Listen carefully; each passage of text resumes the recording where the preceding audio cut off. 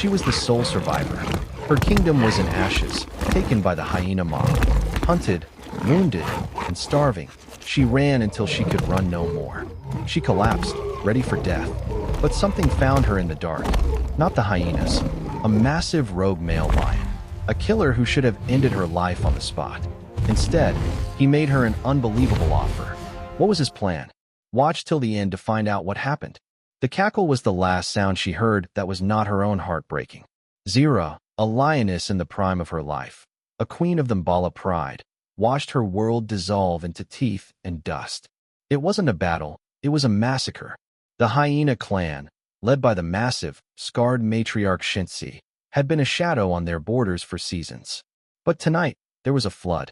They had come in numbers Zira had never seen, organized, ruthless, and driven by a strategic, generational hatred. Her sisters, the lionesses she had hunted with, bled with, and raised cubs alongside, were overwhelmed one by one.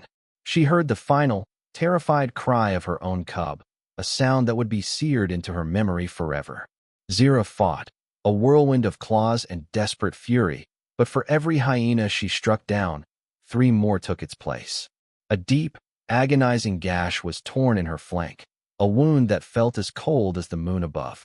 Her pride's defending males, the very lions who were supposed to ensure their legacy, had been scattered, their roars turning to panicked flight. Shame, grief, and agony coiled in her gut. She ran. She, Zira, queen of the Mbala, ran, leaving her throne, her family, and her entire life to be consumed by the cackling darkness. She ran until the muscles in her legs turned to stone and the wound in her flank burned like a white-hot brand. The sounds of the massacre faded, replaced by the deafening, profound silence of her own solitude. This, as any student of animal history knows, is the true death for a lioness. A lioness is not an individual. She is a sister, a mother, a hunter. She is one piece of a complex, warm, breathing organism. Without the pride, she is a ghost, a statistical impossibility. Zira found a shallow cave in a rocky outcrop, a place that stank of porcupine and fear, and collapsed. The next 2 days were a blur of fever and grief. The wound began to fester, the infection spreading a toxic heat through her body. Every time she closed her eyes, she saw the glint in Shenzi's eyes. She heard her cub cry. She was no longer a queen. She was a failure, a coward, and a walking corpse, the sole survivor of a dynasty that had ruled these plains for 100 years. The savannah, once her kingdom, was now an alien landscape, every shadow a threat, every scent a reminder of what she had lost. Hunger, a gnawing, hollow agony, finally drove her from the cave. But the savannah is unforgiving to the weak and the wounded. She tried to hunt, to stalk the fleet-footed gazelles that she and her sisters used to bring down with effortless grace. But alone, she was clumsy. Her injured leg buckled. Her stalk was too slow, her final burst of speed pathetic. The gazelles bounded away, their white tails flashing in mockery. She was too weak to tackle a zebra, too slow for a warthog. She was reduced to snapping at lizards, her magnificent body, built for power, now failing her in the most fundamental way. The infection in her flank was draining her, and the starvation was completing the job. She found a stagnant pool of water, thick with mud and insects, and drank, the water offering no relief, only prolonging the misery. She looked at her own reflection, a gaunt, haunted face with hollow eyes and matted fur. The queen was gone. This creature was nothing. The law of the savannah was clear. The weak do not get a second chance. She could run no more. On the 5th day, her body gave its final protest. Her legs folded beneath her, and she collapsed under the indifferent shade of a dying acacia tree. The end had come, and she welcomed it. The pain, the hunger, the crushing, unbearable weight of her grief, it would all be over. She lay her head in the hot dust, the smell of the earth a final, familiar comfort. Above her, the sky began to move. One by one, the vultures arrived, their massive, dark forms circling in the thermal currents. They were patient, the undertakers of the plains, waiting for the last, faint breath to leave her body. They landed in the branches of the acacia, their featherless heads cocked, their beady eyes watching. This was the final humiliation.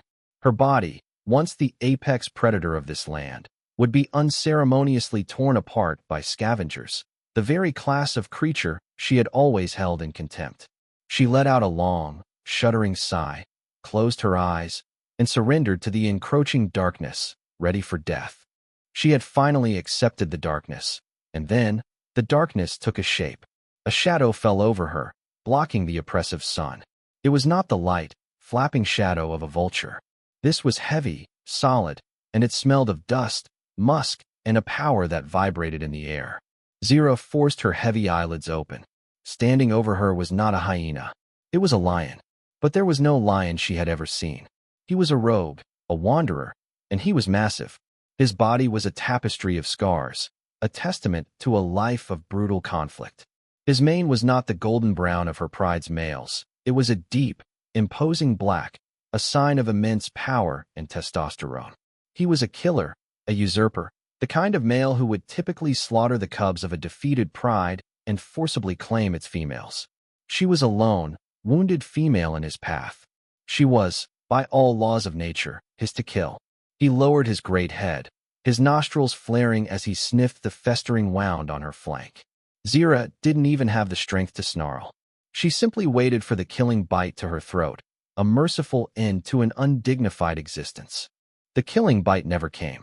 The great black-maned rogue, who she would come to know as Askar, simply stood over her, his presence an oppressive weight. He sniffed her wound, then her face, then the air around her, as if reading a complex story written in scent. He saw her defeat, her sickness, her proximity to death. And he did nothing. He didn't attack. He didn't flee. He didn't even try to mount her. He just watched, his amber eyes unblinking, cold, and unervingly intelligent. Zira was trapped in a terrifying limbo. His refusal to kill her was, in its own way, more terrifying than an attack. It was unnatural. A rogue male operates on pure, brutal instinct. Conquer, breed, or destroy. This male was thinking. He let out a low, barely audible rumble, a sound that vibrated in her chest. It wasn't a growl of aggression. It was a sound of assessment. He was weighing her, judging her, and she had no idea what the criteria were. After what felt like an eternity, he turned his massive shoulders and walked away, disappearing into the heat haze, leaving Zira utterly, terrifyingly confused.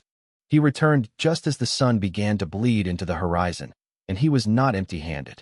Zira, still lying in the dust, too weak to move, watched him approach.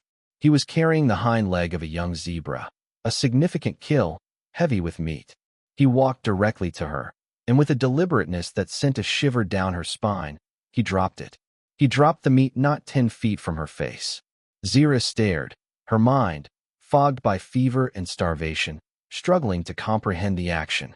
This defied every law of his kind. A male lion, especially a rogue, never provides for a strange female. He eats first, and he eats all he can. Sharing is a complex social behavior reserved for pride, for his own cubs, for the lionesses who hunt for him. This was not a gift. This was a transaction. He was investing. He was fueling her. He sat down, 100 feet away, his back to her, a sign of calculated indifference, not trust, and began to groom his own paw, as if he had just completed a simple task. The message was clear: eat. Life. Zira knew, with chilling certainty, that this act of mercy was anything but. He was buying her life. But what was the terrible price he intended to exact? Survival, in the end, is a more powerful instinct than pride. Zira, her body trembling with a mixture of weakness and shame, dragged herself toward the zebra leg. The meat was warm, the smell intoxicating. She tore at it, her teeth weak, but her hunger overpowering. The first few bites sent a jolt of raw, life-giving energy through her system. She ate until her stomach, shrunken by starvation, ached. She drank the blood. She felt strength, a pale imitation of her former power, seep back into her limbs. Askar never moved. He just sat, a black-maned statue, listening to her eat. When she was finished, she looked at him, her gaze meeting him across the twilight. He finally turned his head, his amber eyes locking onto hers. He had saved her. He owned her. He had interrupted her death, and in doing so, had made himself responsible for her life and her for him. This was the first bargain, sealed in blood and meat, without a single sound. He wasn't her savior. He was her new warden. The next few days established a new, brutal reality. Askar was not a companion. He was a commander.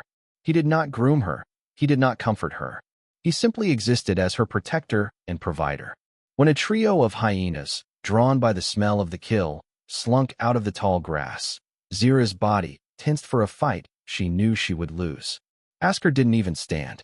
He simply lifted his head and unleashed a roar, not a full-throated territorial claim, but a low, guttural, suffocating wave of sound that promised absolute annihilation. The hyenas, recognizing the terrifying signature of a dominant black-maned male in his prime, scattered instantly. He was her shield. He led her to a cleaner water source, a small spring hidden deep within a rocky ravine. He hunted, and he let her eat. In return, she was his. She was not allowed to leave his sight. If she strayed too far, he would appear, silent as a shadow, cutting off her path. It was a prison of safety. He was tending her, healing her, letting her wound close and her strength return. He was sharpening a tool, and Zira, filled with a cold, growing dread, began to wonder, for what? On the 7th day, Zira's wound had closed. Her strength was returning. The fever was gone, replaced by a cold, clear-eyed focus. She was no longer a victim. She was a survivor, bound to this mysterious, silent male. That evening, Askar did not hunt.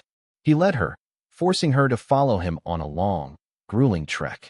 He pushed her, ignoring her fatigue, until they reached the high ground, a great granite copy that overlooked the entirety of her former kingdom, the Mbala Pride Lands. They stood on the precipice, the wind cold and sharp.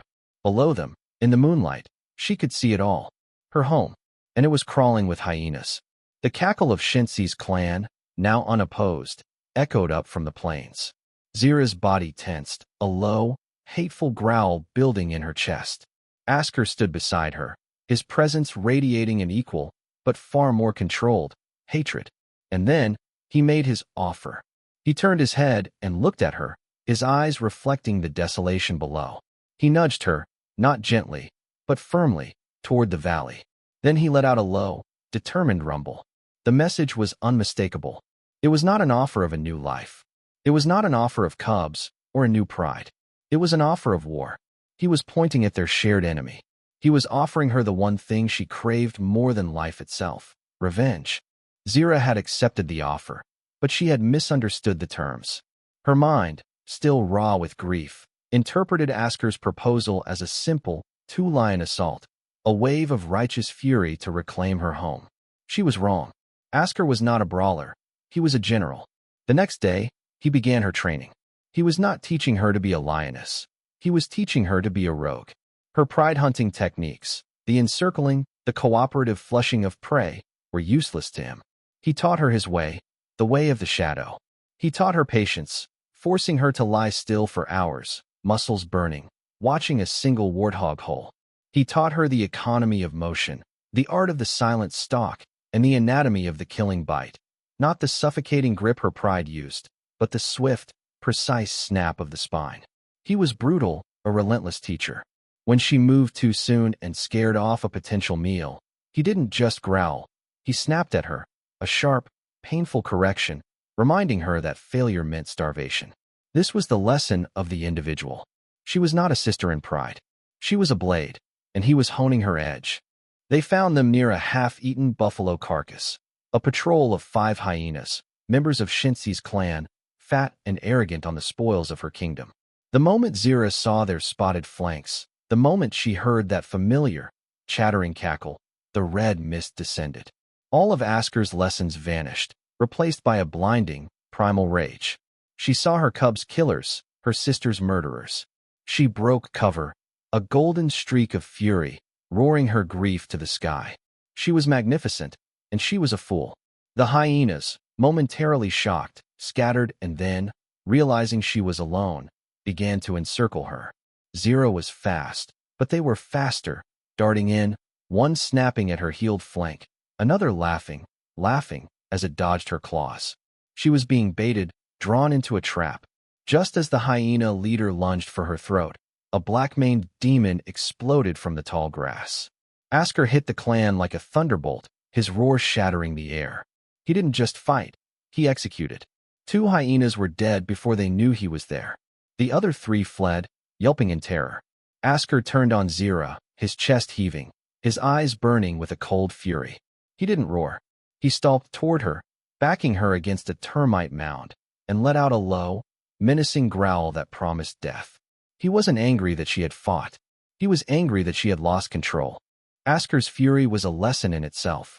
He communicated, through sheer, intimidating presence, that her rage was a liability. It was a chain, not a weapon. It made her predictable. It made her weak. Zira, humbled and ashamed, finally understood. This wasn't just her war. It was his.